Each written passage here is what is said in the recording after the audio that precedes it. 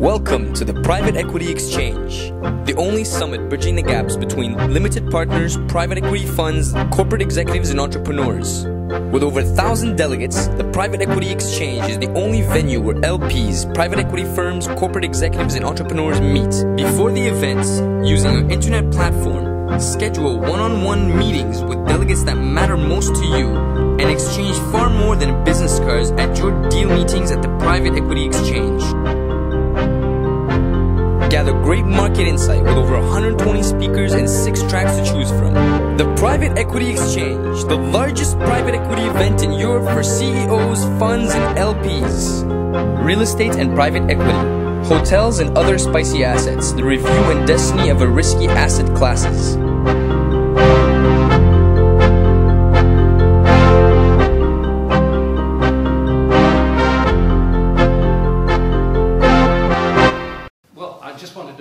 Whether this gentleman was going like that because you couldn't hear us, or I can hear you perfectly. So Jay's got to speak up. Okay, ladies and gentlemen, I'm going to go and move over to the podium in a moment. It's really great that you've all made it your life's important task to be here this afternoon. And so I just thought before we start, it would be helpful for me to know the level of hotel involvement that each of you has had. I'm not going to ask you individually, but I know that this gentleman has had hotel involvement and this gentleman has. But just raise your hand. What sort of hotel involvement do you have? Are you any knowledge at all? Perspective from the point of view of ownership, investment, operation. You want to be a waiter or? Sit at the table and eat. That's me. No, investment. Investment. Anybody involved already investing in hotels? Exactly the same. Exactly. So you and prospective clients. Prospective. Well, yes. And how about you at the back? As a Nadra. Of course, yes. We had lunch together. Gentleman next to you, are you in the hotel business yet? I'm going to. Okay. So you brought 2 guys to answer all the difficult questions. I brought people. I felt we wouldn't have enough crowd. You're probably right. You're probably right. And the gentleman over here, it's almost worth having a little fireside chat here. I advise investors but also in the sector. Great. Well, I tell you why. Because what I wanted to do was to make sure that when I used jargon like RevPAR, you knew what it is. So who doesn't know what RevPAR is? Okay. Rooms revenue per available room. It's the easiest measure by which anybody interested in the hotel business can get some form of a measure as to how a hotel compares its performance to another. It's top line. It does have disadvantages in that it doesn't measure whether it's busy in the food and beverage and banqueting department like this hotel, but it does measure the efficiency by which the rooms are sold. And given that the rooms department is more profitable than any other department in the hotel, you can be assured that if it's got a good rooms revenue from a high RevPAR, then the hotel ought to be making more money. Okay? If it's losing money, then it's losing money because of other things. But we look at RevPAR as a good measure of top-line comparison. So I want to talk about some RevPAR trends just to give you some idea of what the hotel business is all about. I'll talk about some current trends of hotel values because I think it's important to understand what's hot and what's not. And just to talk about some recent transactions. I'm not actually going to talk about them. I'm just going to make you aware of some of the ones that existed just so that you can see what the trends are like. And if you're interested in learning more about the sector, then hopefully that will paint a picture. Then we're going to move along the line and get involved in some more of the meat. But let me just give you some of the background. So you remember that term RevPAR? European RevPAR grew in 2005 by around about 4.3% to €69. So that was caused by 2 things. Occupancy going up a little bit and average room rate going up by a little bit. And as you can see in the Eurozone, only Helsinki and Luxembourg showed a RevPAR growth over 10%. The rest of them were all in that 0 to 10%. The real big growth actually came in the non-Eurozone, as you can see. Some really big numbers there. Athens and Lisbon declined, largely Athens because of the reaction after the Olympics. So you have to recognise that in some years, some cities will have a better year because of other things that are going on. And just a few of the major cities of Europe actually declining in RevPAR. But non-Eurozone, some interesting growth there. And the reason I'm telling you all about this is, and don't focus so much about the detail of what's on this slide, but the red zone shows what's gone down and the green zone shows what's going up. So way back in 2004, so the change between 2003 to 2004, you had quite a few cities still in the red zone. And the reason they were in the red zone was largely because of an imbalance between demand and supply. There was more supply in some of those cities, causing the demand levels to be shared over a larger number of hotels. And therefore, the occupancy goes down and so forth. And they were still building back their business. But if I just show you what happened in 2005, see, automatically, lots moved into the green zone, not a lot in the red zone. And if I then share with you what's happened year to date in August, only Prague was declining. Everything else is in the right-hand lane, which is great, because what that's showing is that the hotel business is coming back and is now starting to really consolidate with very little in the way of an upset in terms of performance. And so if we look at the year-to-date trends of 2006, you can see RevPAR growth of 8.5%. We're now sitting at 73 euros compared with 68 euros a year ago. And look at where the growth is. It's not just in occupancy, that the average room rate has now started to come back. An average room rate is the average price by which you're selling your accommodation. And what happens when there's a downturn is that obviously occupancy goes and everybody then starts to lower their room rates in order to try and stimulate occupancy to come back. So when there's a rebound, occupancy comes back first, and average room rate then starts to come back after that. So the first thing you generally build back is your occupancy, and then you work on your average room rate. And you can see that happening throughout Europe at the moment. And you can see that in the Eurozone, we're having a great year. Lots of markets with growth over 10%, and 6 main markets in the Eurozone, in the non-Eurozone, also showing very healthy growth. And if you look at I almost felt a little sad putting Prague there, a decline of 0.7%, hardly any change. It seemed a shame to have anything in the red zone, but there you go. I'm a harsh man. RevPAR outlook for 2007. So where are we heading? 2006 has progressed well. The growth is expected to continue. I think we can see further growth as ADR's average daily rate, the average room rate, improves further now that occupancy levels have come back. The long-term underlying growth is positive. People do want to travel for business and pleasure. The new EU accession countries are going to fuel that. And at the background, and slowly but surely moving into the foreground, you have China and you have India as being major sources of demand. The US dollar is a bit of a worry at the moment, those of you who are following the currencies. And clearly, when you have the dollar weakening as it is, Europe becomes much more expensive, and then you have a problem of people saying, well, I'm just not going to go to Europe. The more people that do that, and USA is a major demand generator, the more difficulty. So we want to keep our eye on how that exchange rate is going. All I can say is, when you're looking at the future, you have to look at what's happening in places like the US, which are major demand-generating countries, and look to the signs there as to whether a future downturn may be on the horizon. There's always the continued risk of the shocks, of whether it's terrorism or SARS or bird flu or whatever it is. The knock-on effect that can have can be quite dramatic. But quite frankly, nobody is building that into their forecasts. Everybody's aware of what might happen, but it's going to affect life in general when these things tend to happen, not just the hotel business. And as we've seen in London, the way the London market reacted after the bombings of 7/7 last year has actually not been measurable at all. It's hardly been noticed. London restored and rebounded very well. I hope that's given you a bit of a background on what's happening in the trends of RevPAR.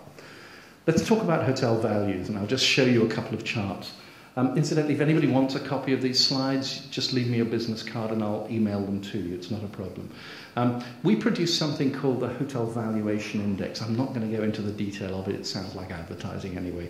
But what we're interested in doing is monitoring how values change in 28 major cities in Europe. And as you can see, 2001, not surprisingly, values went down. But they didn't go down, actually, by that much.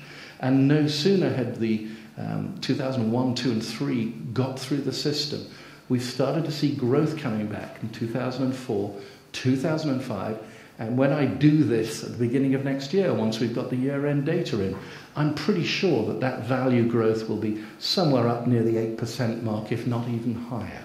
So I'm very encouraged by the fact that values across hotels in Europe are actually increasing. Share with you some of the highlights. It's quite interesting to see that Moscow and Istanbul are star performers in terms of the sheer volume of growth that they're able to achieve. London remains the most expensive city in which to have a hotel room. It probably doesn't surprise you. The average value being just over €500 million. But if you wanted to use your investment funds and buy a really major top hotel, then you could be paying something like €2 million a room. Such is the price that is able to be fetched for the really top hotels. The winners and losers at the end of last year. As I say, it's a bit premature to be talking about 2006, but it wouldn't surprise me if we've got a few changes of names there amongst the winners. And the losers, yes, you can probably realise that one of the reasons why they're losers is not only has their RevPAR gone down, but their earnings have gone down as well. But a decline in RevPAR is often a precursor to recognising a decline in overall earnings. And it's the overall earnings that, of course, we're measuring by income capitalisation in order to determine what value is and what the change in value is. What's the implications, where we're going? Investors, we've got a few investors in the room, are ready to pounce. They're really champing at the bit, to use an English expression that all those who are not English won't understand. I apologise. But places like London and Paris, if you put a hotel on the market, you'd sell it within the 24 hours almost. It's hot, and it's never been quite as hot as I can remember it now. Values, as I say, should grow both in 2006 and into 2007. There's no real distressed selling going on, which is a good sign. I've got a slight worry that if the values and the prices that some of the hotels are transacting for continue to go up and up and up, then I think that some of the lending that's been done against that is going to result in some problems. And we've yet to see anything really coming out, and everybody just seems to be piling in there and paying top dollar upon top dollar, and then someone else goes and trumps them with something else. But I think, in my view, that some of these deals are just not always supportable, and I look forward to hearing what my colleagues are going to say on that. But bankers are awash with money. They're continuing to lend. As I've said, average room rate takes longer to restore than occupancy, but now that we're there, we can see that the bottom line earnings are now going to ratchet up.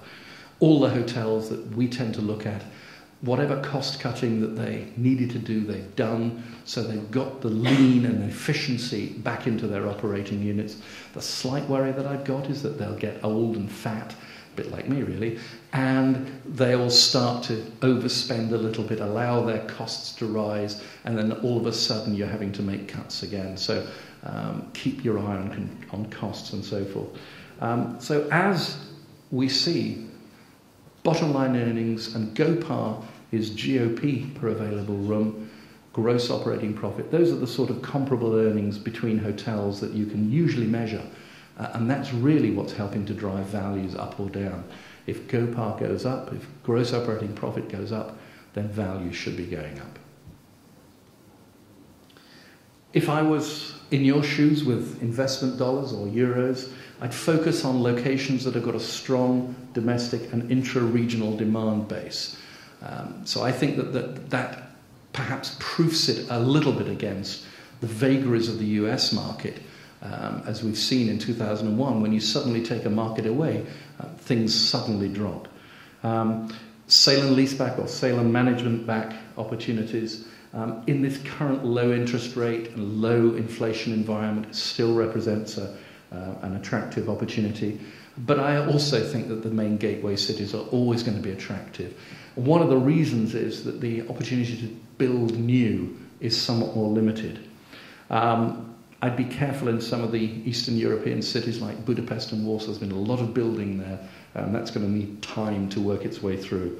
And in terms of the product, nobody seems to be in love with the middle market. Everybody loves the big high-end, expensive luxurious hotels.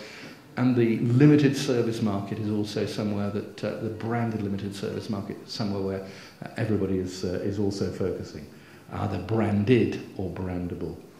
I'm going at a bit of speed because I'm conscious of time and I don't want to take all the time up on what I've got to say. So just a few pictures just to get your mind working on any questions that you might have.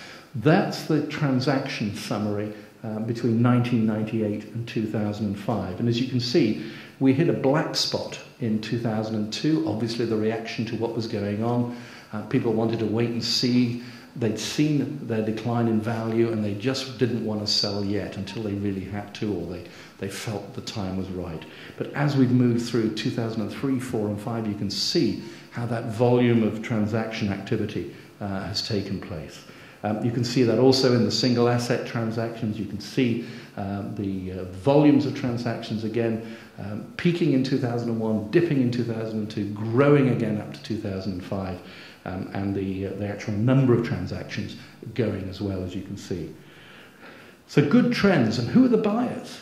So these are the buyers, happen to have been in 2005.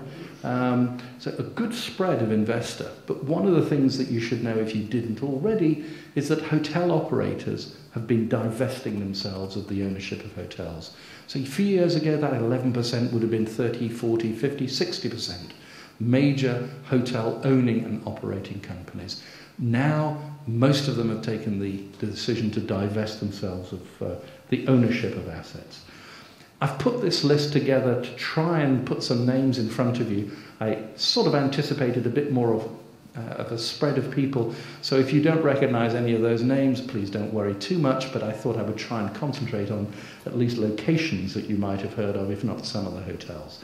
But just to give you an idea of the variety of price that some of these hotels can transact. There's no indication here of whether it's freehold or leasehold.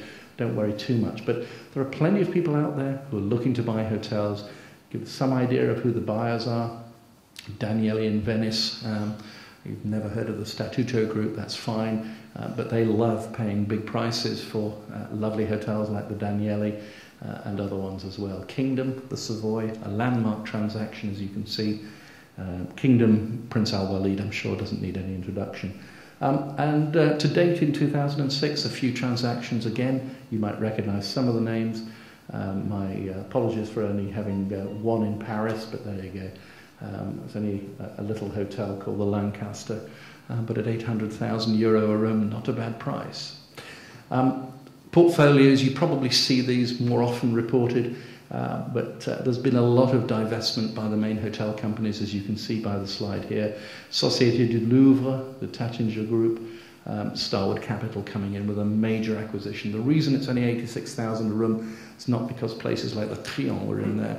It's because you had all these Kyriad, Premier Class, and so forth, the Campaniles of this world. At the lower end of the spectrum, tends to hide some of the quality of what was in there as well.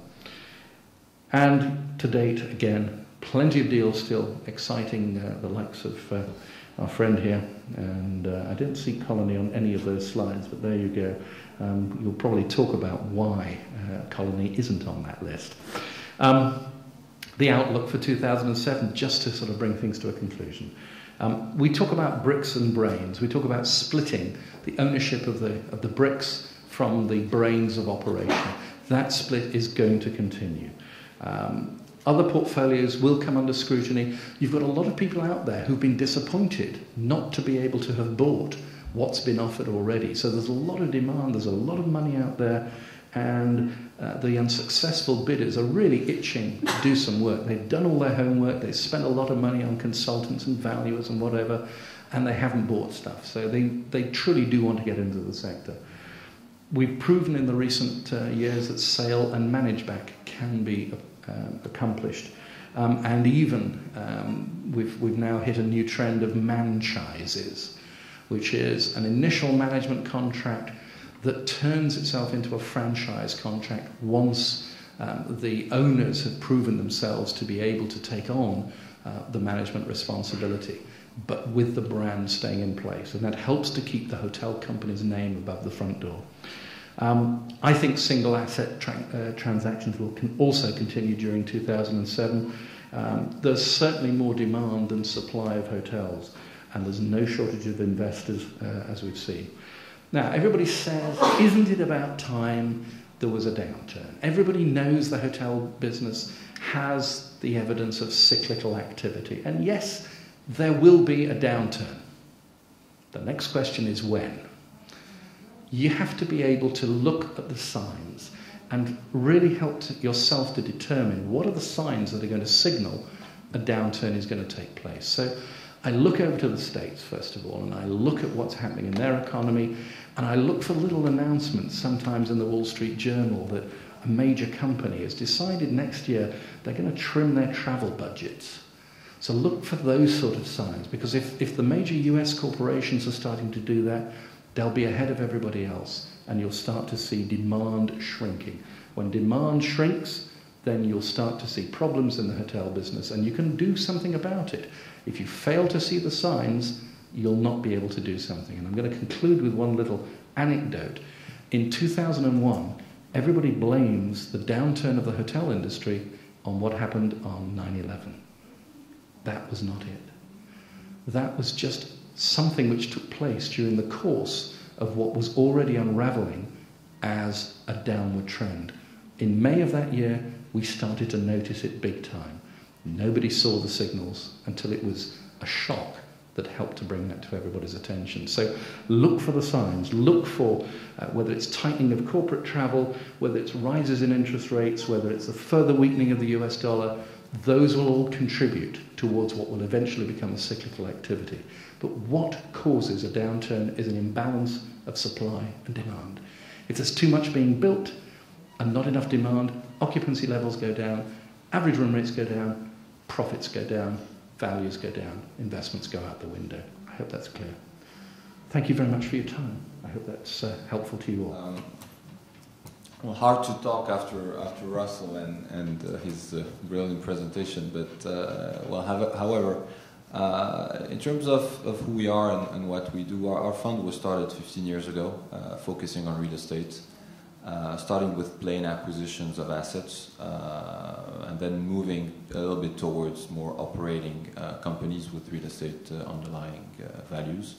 Hotels obviously being one of the areas in which we invested pretty soon, back in 1992. So starting with the US and then moving into Europe and Asia in 97 and 98. We've invested over $16 billion of capital over the last 15 years. A large portion of which being invested in hotels. I think around 10 to 11 billion were invested in hotels across the world. So I noticed, Russell, you forgot the few deals we did last year. Among them are the acquisitions of the Raffles Group, and then that was combined with Fairmont in a partnership with Prince Al Walid. I didn't want to take away the thunder of you being able to mention. And you know, I think it's a good illustration of what everyone's been seeing in our markets over the past couple of years, in hotels and hotel values being driven more and more by the underlying trends of real estate. And real estate becoming more and more attractive has definitely pushed asset prices and asset values for hotels higher and higher. Now we've seen in Europe the implementation of REITs, which are investment vehicles that had appeared in the US a number of years ago, had definitely fueled the market with a lot of liquidity, had also reshaped the profile of investors in reducing and pushing lower the rate of returns that those investors were targeting. Now what Europe is combining today is obviously this liquidity, but also very, very high barriers to entry in most of the major markets, being the largest European cities.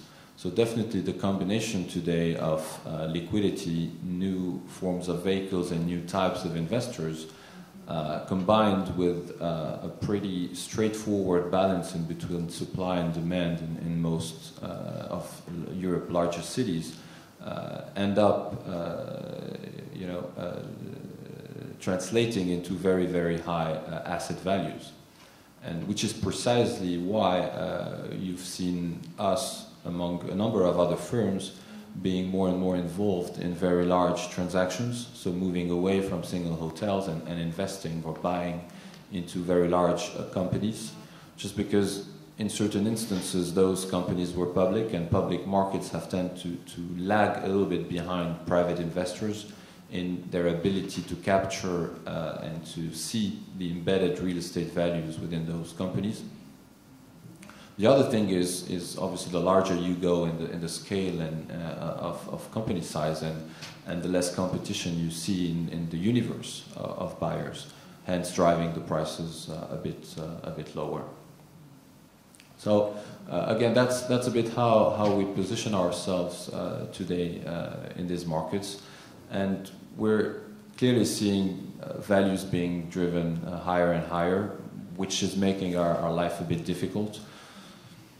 Hard to believe that certain investors are not forgetting that this business is cyclical, which is as it has always been, but probably with a different environment and less liquidity. So what we've seen in the past couple of years are a whole new breed of investors, obviously not familiar with this specific industry, and probably forgetting in their assumptions and in their underwritings that this business was cyclical and that their capital structure was not always fit to face the next downturn.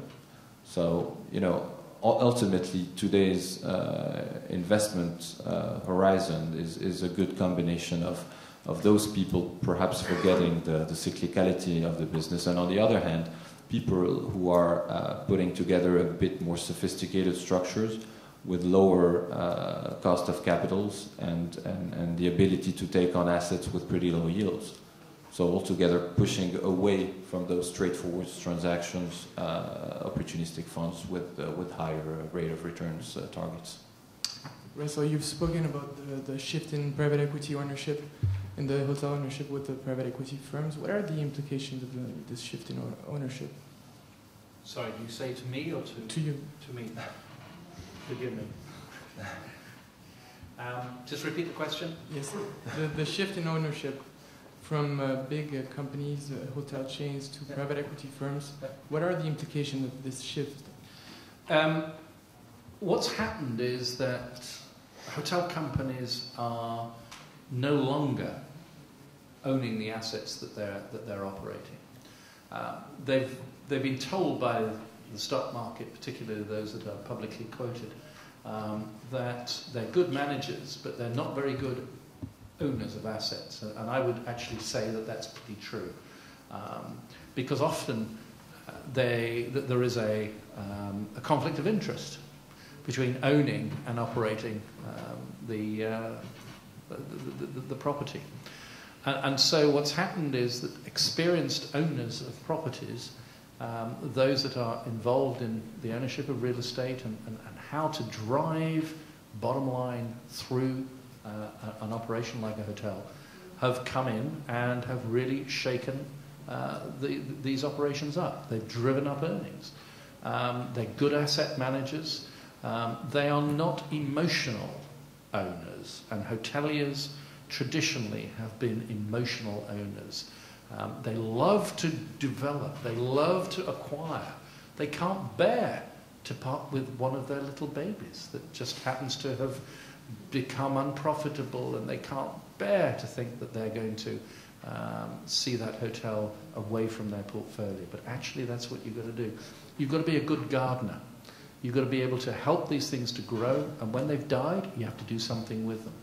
I describe traditional British seaside resorts as under-demolished, and such is the case with a lot of places where there's too much emotion attached to the ownership of hotels. Thank you very much.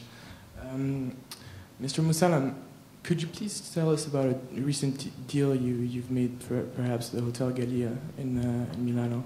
Sure. Well, if I may just add on what Russell just said, what we've seen as well is hotel operators experiencing yields that they had never seen before, and finding investors happy to take on assets with 6% yields. So pretty hard not to take on this opportunity and monetize the assets you own and accelerate your development plans and adding up rooms with using those people's money and expanding worldwide. And that's why you see worldwide today, be it in the US or in Europe, all those hotel companies divesting of their assets and at the same time expanding their networks and their portfolios on the back of other people's money. Which is a trend that is very likely to remain until interest rates remain as low as they are today.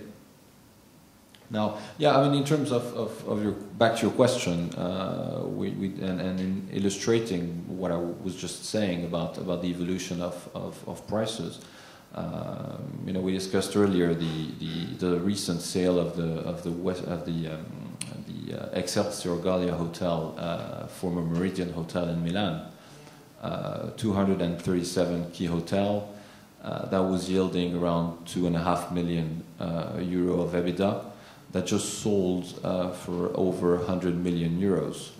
So that's approximately, deducting back capex from the cash flow is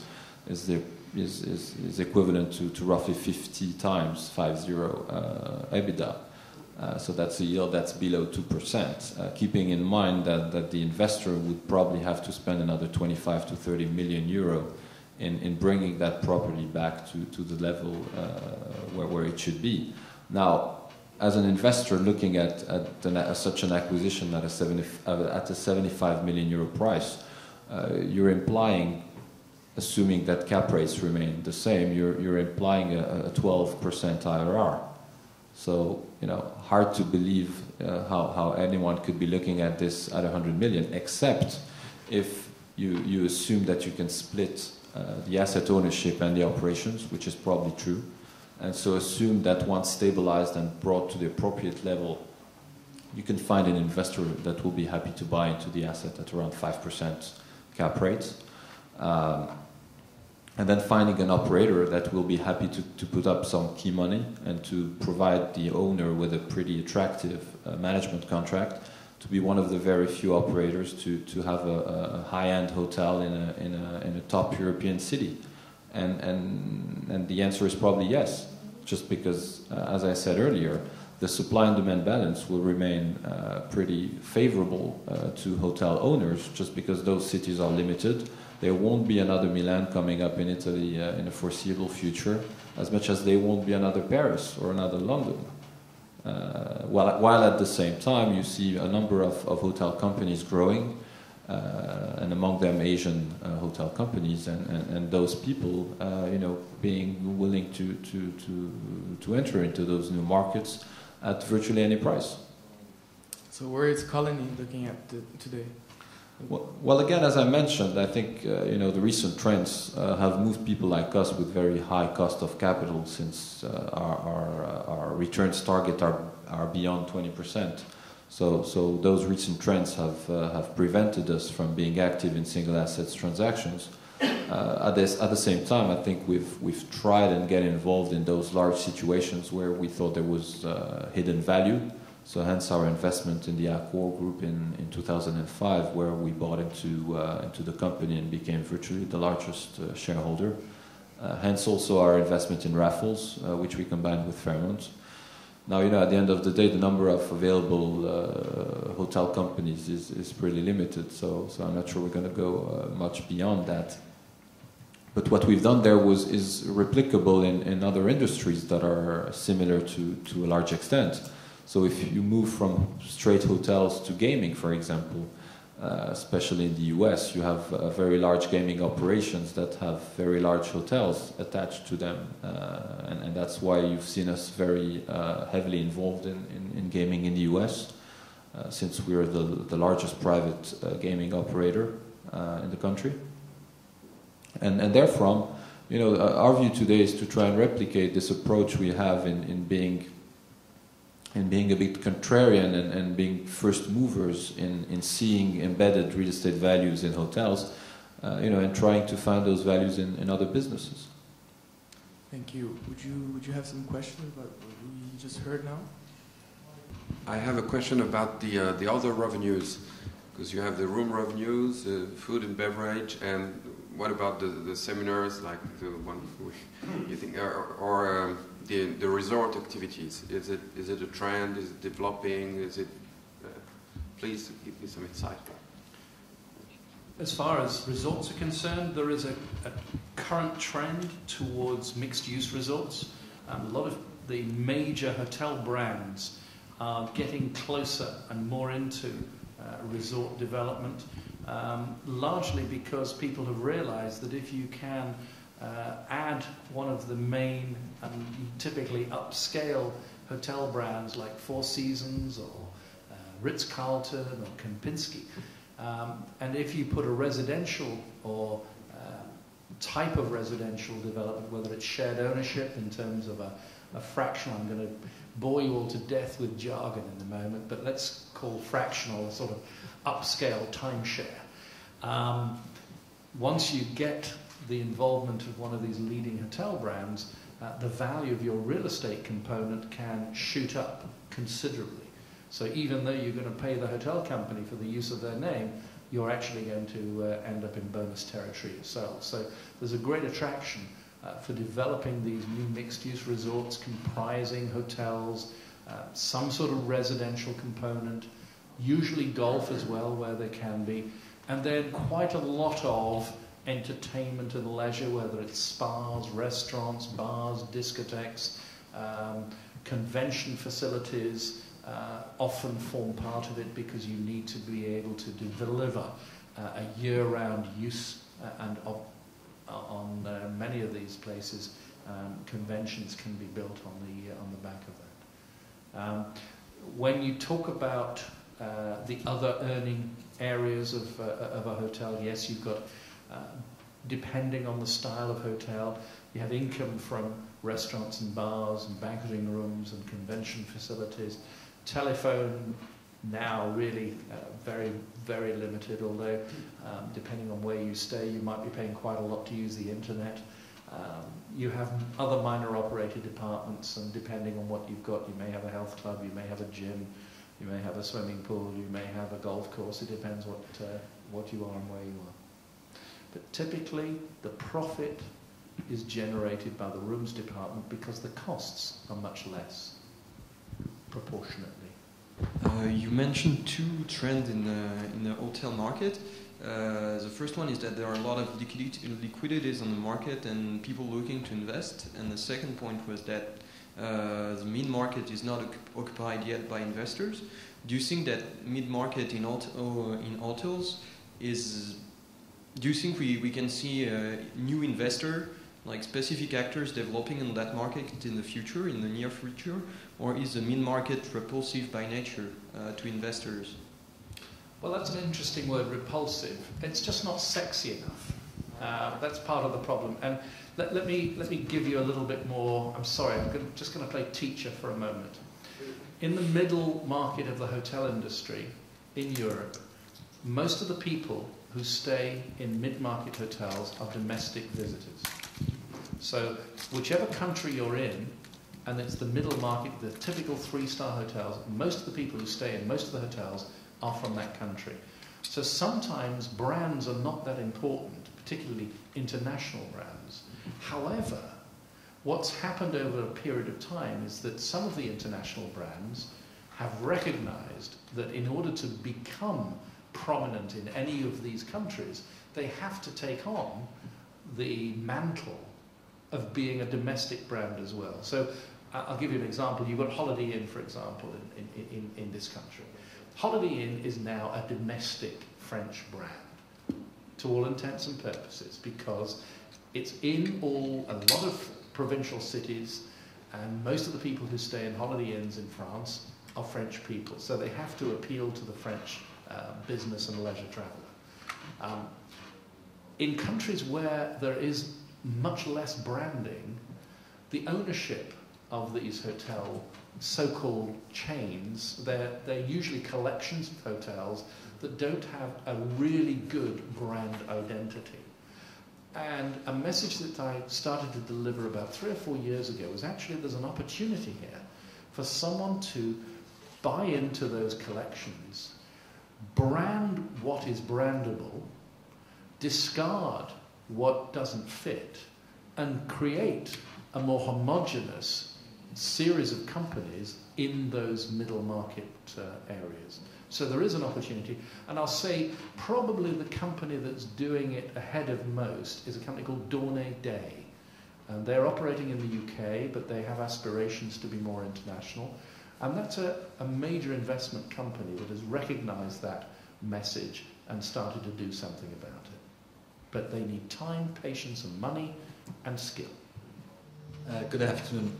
My name is Philippe Emiel, and I'm a tax lawyer with Landwell and Associates. So first of all, I'm a French tax specialist, and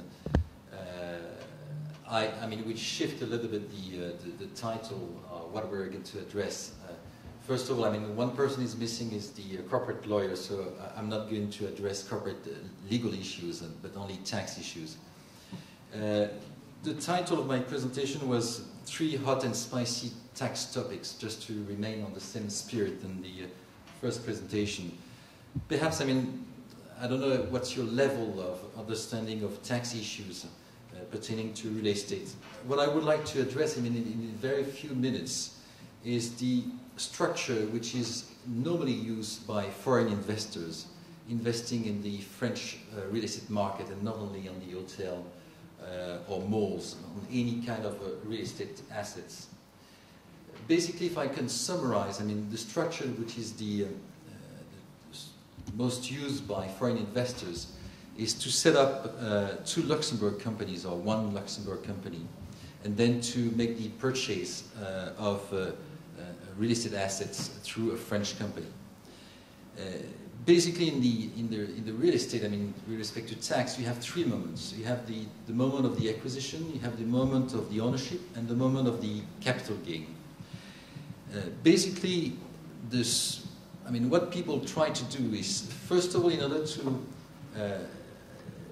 to handle the second item, which is the corporate income tax at the level of at the time of the ownership, what they try to do is to put leverage in France in order to upstream cash out of France without paying any withholding tax in France through a technique which is called the base erosion technique. I mean, in order to avoid paying corporate income tax or reduce corporate income tax on the rental income. Second topic, I mean, which is very important also for foreign investors, is to try to avoid that the capital gain on the sale is taxable in France at the time of the exit. So clearly, I mean, the structure which is used, Luxembourg structure owning, let's say, a French entity, is a dream world, to the extent that the capital gain will not be taxed, provided certain conditions are met, will not be taxed in Luxembourg and will not be taxed in France. There was one particular point with respect to the French-Luxembourg tax treaty, which was a dream tax treaty.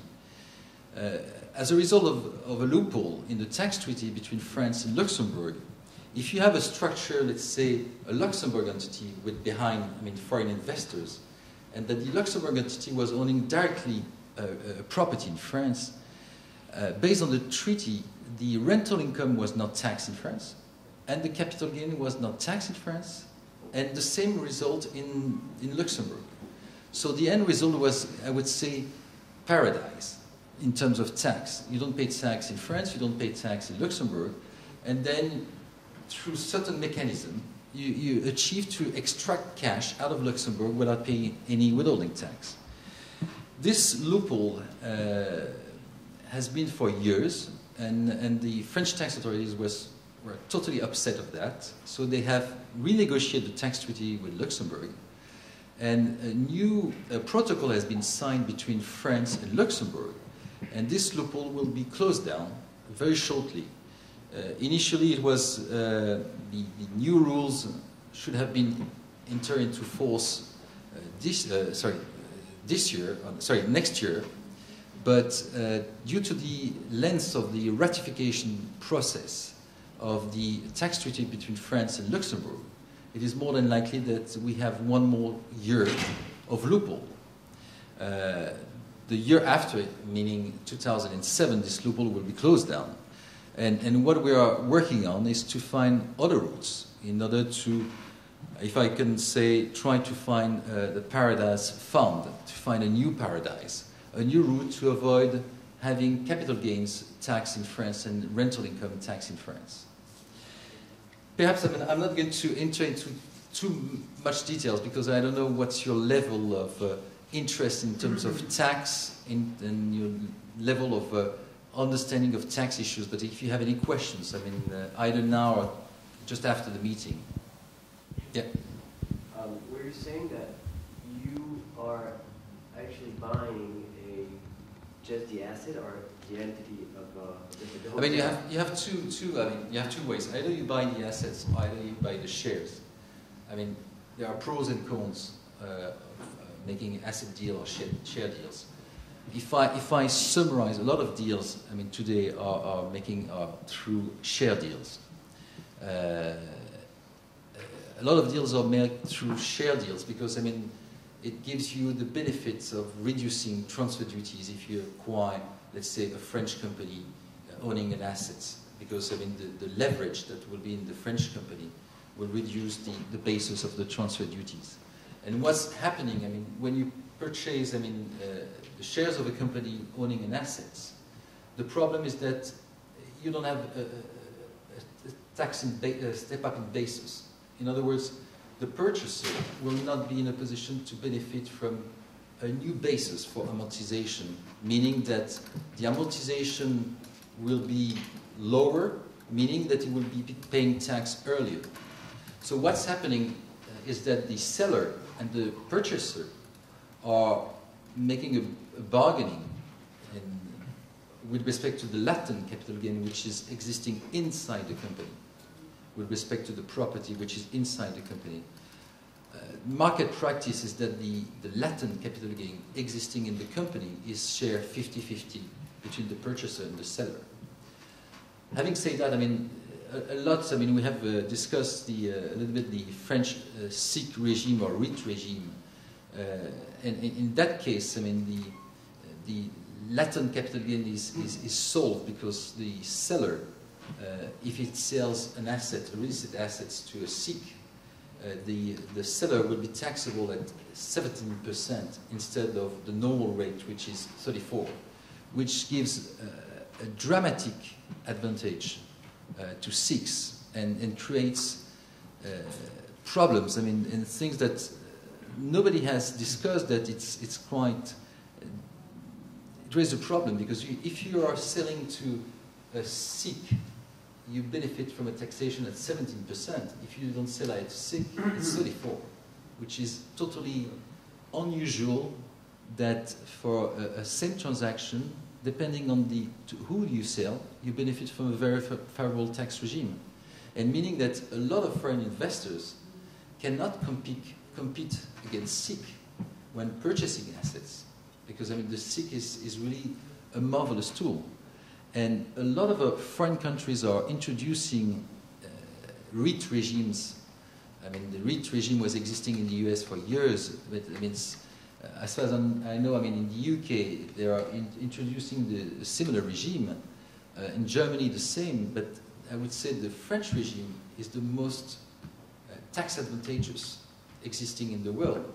Because if you structure properly your investment through a SIIC, the SIIC will not pay tax on rental income, will not pay tax on capital gain, and then if you structure that properly, you can upstream the cash to the investors without paying any tax out of France. That's right for the real estate asset, not for the hotel company. I mean, because you're saying that you're buying an asset in France. Yeah. If you're buying a real estate asset in France, what about the hotel company? I mean, the very company. Yeah, I mean the SIIC. I mean, I don't know if you're aware if SIIC have purchased a lot of hotels because the SIIC cannot.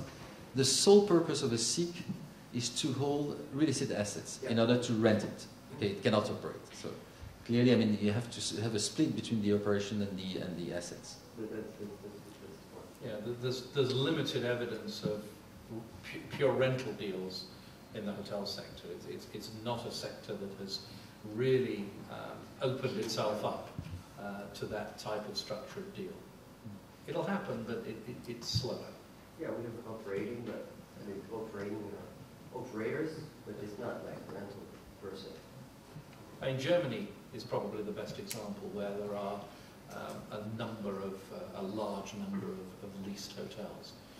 But this has nothing to do with REITs or SIICs or anything like that. They've always been a market where there's been sort of semi-institutional ownership of hotels, which has not been replicated elsewhere. Well, even though we see more and more sell and leaseback deals in hotels throughout Europe, but obviously that's just a start. But then, I mean, back to what was said earlier, there's no benefit. I mean, SIICs have no benefit in investing into operating companies, though they have no detriment at the same time. So it's. No, since we're talking about the hotel, because I thought about the structure of the hotel, the acquisition of the hotel, and you were talking about. Yeah, I mean, I was discussing more wide. I mean. For passive investors in real estate. Okay. And you're quite right. A question about resorts, probably twofold for Russell and for Peter for Comedy. I saw that the company is interested in resorts in Morocco, which was a subject in the previous panel. Could you tell us a little bit more what's the investment case in this regard and what you, Russell, think about these resorts and let's say real emerging markets like the whole Mediterranean area? Sure. Do you want to speak on that? Yeah, well, I mean, there is a very different scenario and a very different investment thesis where our involvement comes a step ahead of investing in assets, where the Moroccan government was opening and running a sort of a contest to identify the best people who could develop and build up a whole new city and a whole new area. And so in that instance, we were able to convince the authorities that we had the experience, the track record to design and engineer and master plan this area better than our competitors. So we were awarded with this concession, because at the end of the day, that's what it is. And the view is to develop a mix of retail, hotel, office space, as well as residential. So the project overall is about $1 billion of investment on a whole piece of land that's right on the seaside next to Agadir. And it's really like acting as a mayor in allocating and selling the different pieces of land to the most appropriate parties. And so again, that's another good illustration of what we try and do, which is as opposed to buying into land or buying into a specific hotel project, is being able to create value at a different level in masterminding and engineering a very wide project and piecemealing it then to other investors who would have more appetite and a different risk-reward profile in terms of investment thesis.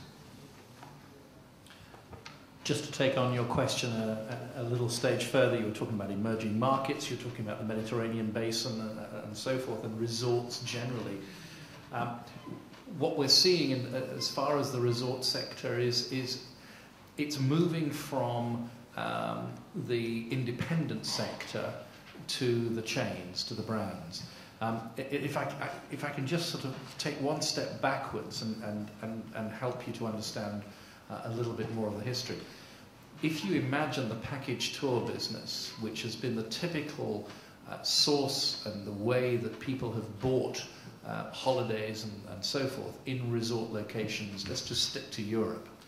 Most of these hotels, whether they're in Spain, Italy and so forth, have contracted with tour operators to sell their accommodation, and the tour operator then takes on the role of filling the hotel. And they fill their aircraft, and they fill the buses, and they're vertically integrated very often. They own the airline, and they contract with these hotels. So the individual guest isn't really bothered about the brand of the hotel. The individual guest is more bothered about whether it's TUI or First Choice or whichever brand of tour operator is the one that has captured their imagination, and they're therefore reassured that this is a quality product to the level that they want because they trust the tour operator. Now that you've had a lot of differences in the tour operating market where you've had competition from the low-cost airlines, for example, you're finding that people are putting their own packages together. Now they trust the airline, whichever airline it is, Air Berlin, EasyJet, Ryanair, whatever. They trust the airline. What they don't yet have is a relationship with the individual hotels because traditionally they haven't done business with those hotels.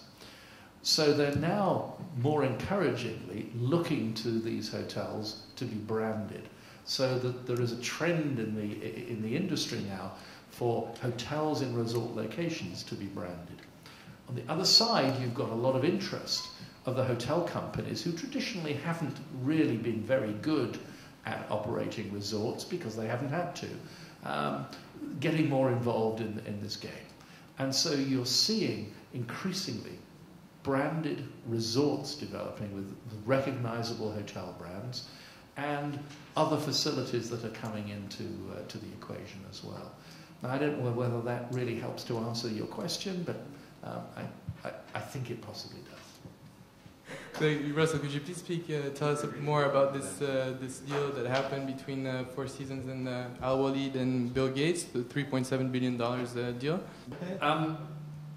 How do you value that deal? First of all, you've got different income streams. The only way to value that deal is to look at the future income that you're going to get as a return on the investment that you're making. So when Bill Gates rang me and said, "Russell, what would you pay?" and I said, "Look, hang on, I've got Al Walid on the other line. I just need to get this right between you." The way it is, if you've only got 7 assets, then you need to project forward the earnings that those 7 assets are going to produce. But if I'm Four Seasons, I've got management contracts on 60 hotels around the world, and that's actually something I wish I hadn't said that. I was going to say, how many Four Seasons hotels does everybody think exist around the world? And I guess most of you would, if you're being honest, say 100, 120, 150. This is one of the best groups in the world that punches so high above their real weight. It is phenomenal what success that they've been able to drive, and most people think they're much, much bigger. Anyway, they've got 60-odd management contracts. You need to value the income stream that those management contracts will also be producing, and then look at the pipeline of what they realistically can achieve over the coming years as to what their earnings will be from that pipeline. So then you've got their earnings, you then need to discount that a little bit for the cost of actually producing those earnings and apply an appropriate discount factor for the whole earnings over a period of time, and then you arrive at the value, okay? And then you double it, because it's Four Seasons, or whatever the number is. There is a science and an art. You use the scientific way of valuing to get to where you really need to be. And then you say, well, if I was really having to pay for this particular company, given the quality of the earnings, I'm prepared to accept a lower yield on my investment because of what it is and what it promises to be. And that's the advantage of having a brand like Four Seasons in your armory, because you will accept a lower equity yield as a result. It's not dissimilar to people who buy quality trophy style hotels around the world.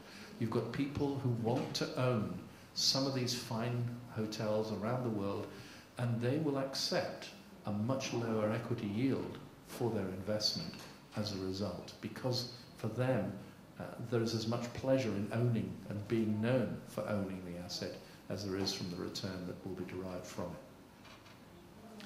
Anything to add, Mr. Moussalem? Well, yeah, I mean, and this deal is obviously very specific. The company is specific, the investors are very specific as well. And in that instance, it probably starts with their own profile before even thinking about the company they're acquiring.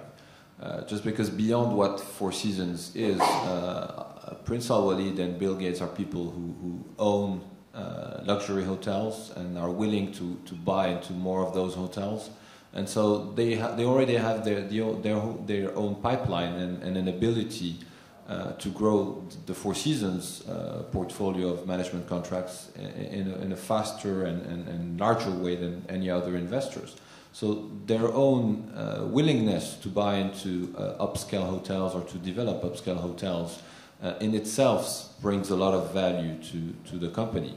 And that's, on top of what Russell describes in the quality of the brand and its ability to drive profits because of its consistency and its standards of quality. I'd like to thank you for having spoken today and for having told us so many